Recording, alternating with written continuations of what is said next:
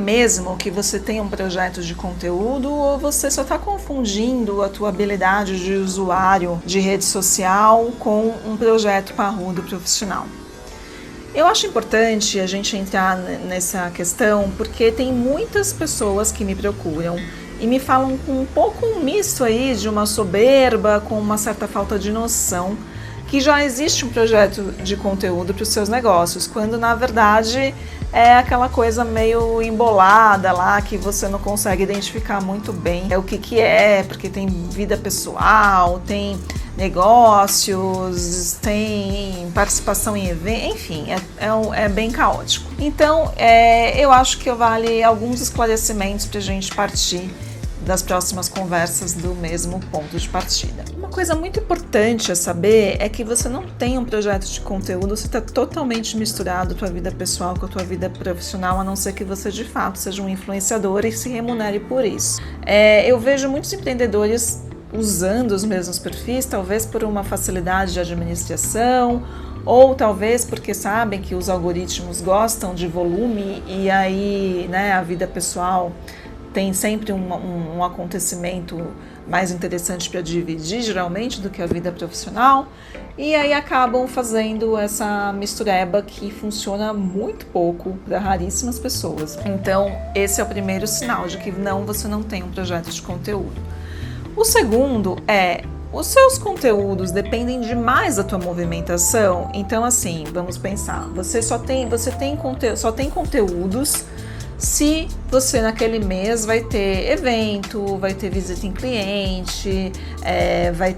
receber visitas de cliente, ou vai apresentar um projeto, tem alguma coisa muito importante para fazer. Se você tem dependência de se movimentar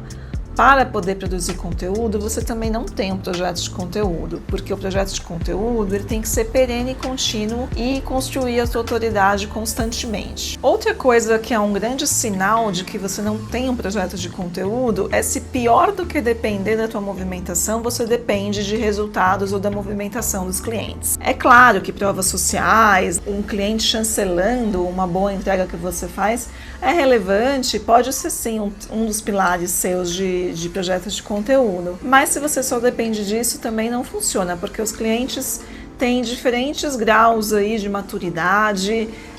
os resultados podem demorar a sair, então eu não recomendo e não acho que você tenha um projeto de conteúdo se você depende também muito ou exclusivamente desse tipo de situação. Mais um sinal muito importante daqueles que não têm projetos de conteúdo: quando essa pessoa está em momentos de muito trabalho, ela simplesmente não tem conteúdo. Ou seja, ela não tem um esquema de produzir, não tem uma fila de produção, não tem como, né, se manter ativo aí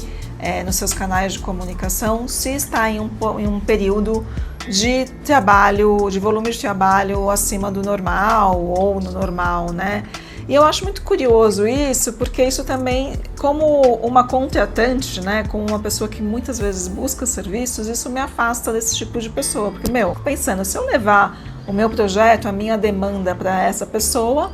e ela fica aí se desculpando que não está aparecendo nas redes porque está cheia de trabalho, será que ela vai dar conta do trabalho que eu tenho para levar para a empresa dela? Então, é uma coisa a se pensar. Eu acho que só tem projetos de conteúdo aquela empresa, aquele empreendedor ou aquele profissional autônomo que sabe pensar em como ajudar o